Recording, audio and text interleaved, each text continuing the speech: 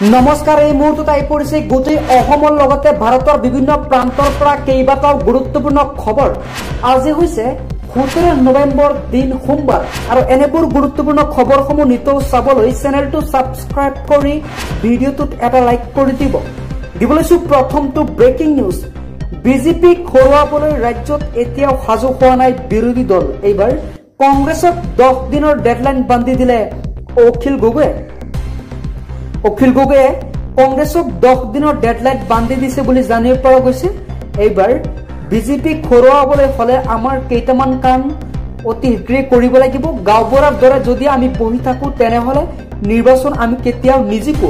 বিজেপিক প্ৰাইভেট স্কুলৰ ছাত্ৰ আৰু বিৰোধীক চৰকাৰী স্কুলৰ ছাত্ৰ আখ্যা দিছে তেওঁ।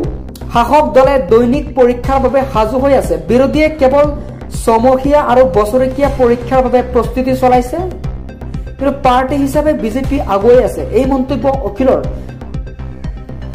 অকপটে স্বীকাৰ কৰিলে এইবাৰ অখিল গগৈয়ে। বিজেপিক হৰুৱাবলৈ ৰাজ্যত এতিয়াও সাজু হোৱা নাই বিৰোধী দল। আনহাতে গাঁওবুঢ়াৰ দৰে যদি আমি বহি থাকো তেনেহলে বিজেপিক হৰুৱা সহজ নহব। বিৰোধী দলে ভালকৈ কাম কৰিলেহে বিজেপি হাৰিব বুলি মন্তব্য কৰিছে। অন্যথা বিজেপিক পৰাস্ত কৰিব নোৱাৰো। ৰাজ্যত বন্ধ হব গাহৰি মাংস, অৰ্থাৎ ৰাজ্যৰ 7 জিলাত সম্পূৰ্ণৰূপে নিষিদ্ধ কৰা হৈছে গাহৰি মাংস। আপুনি ঠিকই শুনিছে, ইতিমধ্যে ৰাজ্যৰ প্ৰান্তে প্ৰান্তে নিষিদ্ধ কৰা হৈছে গাহৰি মাংস। পুনৰ 7খনকৈ জিলা সম্পূৰ্ণ নিষিদ্ধ হল গাহৰি আৰু গাহৰি মাংস। গাহৰিৰ বেচা কিনা সৰবৰাহ সম্পূৰ্ণৰূপে ইতিমধ্যে বন্ধ কৰা হৈছে। ধেমাজি, কামৰূপ, লখিমপুৰ, শিৱসাগৰ, দৰং জিলাত নিষিদ্ধ হৈছে। ইফালে যোৰহাট আৰু ডিব্ৰুগড়ত নিষিদ্ধ হৈছে গাহৰি মাংস। গাহৰি মাংস খোৱাৰ পূৰ্বে আপুনি হৈ যাওক সাৱধান, কিয়নো প্ৰশাসনৰ নিৰ্দেশনাৰ পিছতেই গাহৰি পালকৰ মাজত লাগিছে হাহাকাৰ। পুনৰ 7খনকৈ জিলাত সম্পূৰ্ণৰূপে নিষিদ্ধ হল গাহৰি আৰু গাহৰি মাংস।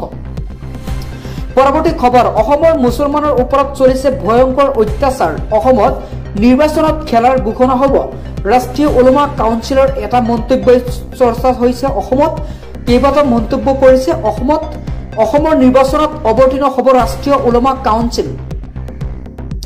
অসমৰ মুছলমানৰ ওপৰত বিজেপিৰ অত্যাচাৰ চলিব নিদিও আমি কেতিয়াও, কংগ্ৰেছ বিজেপিক চেলেঞ্জ ৰাষ্ট্ৰীয় ওলমা কাউন্সিলৰ। অসমৰ মুছলমানক শোষণ অত্যাচাৰ কৰিছে বিজেপি চৰকাৰে।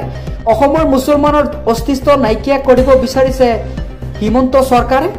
মুছলমানৰ ঘৰত বুলডোজাৰ চলাই শেষ কৰিছে বিজেপি চৰকাৰে। অসমৰ মছজিদ মাদ্ৰাছা সকলো ধ্বংস কৰিছে কেৱল এই বিজেপি চৰকাৰ, অৰ্থাৎ হিমন্ত শংকৰদেৱ চৰকাৰ। বিজেপিয়ে অসমত বুলডোজাৰ শাসন চলাব বিচাৰিছে, এই মন্তব্য কৰিছে কাউন্সিলে। গতিকে কংগ্ৰেছ বিজেপি কোনেও মুছলমানৰ সিহঁতৰ কথা নচলে। গৰাখহনীয়াত ভুগি স্থান ত্যাগ কৰা মুছলমানক বাংলাদেশী সজোৱা হৈছে। এইবাৰ অসমীয়াক শেষ কৰি নদীত পেলাই দিম, এই মন্তব্যই যেন কাল অমানিশা নামে আনিছে 4 মিয়াৰ। ইতিমধ্যে 4 মিয়াক গ্ৰেপ্তাৰ কৰা হৈছে।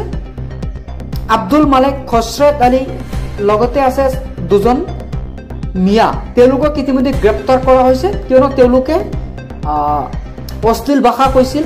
খিলঞ্জীয়া মানুহক লৈ অসমীয়াক শেষ কৰি দিম এই কথা কোৱাৰ পাছতেই তেওঁলোকক লগে লগে আৰক্ষীয়ে গ্ৰেপ্তাৰ কৰে। আৰক্ষীৰ জালত পৰিছে মতাব্বৰ আব্দুল খালেক খুৰছেদ, গ্ৰেপ্তাৰ হৈছে আব্দুল কাছেম আৰু আব্দুল বাছৰ। বৰ্তমান পলাতক হৈ আছে শহীদুল ইছলাম লগতে এছাদ আলী। মিয়া মাতাব্বৰক বিচাৰি চলিছে জোৰদাৰ অভিযান। গতিকে য'তেই পাব তাতেই গ্ৰেপ্তাৰ কৰিব।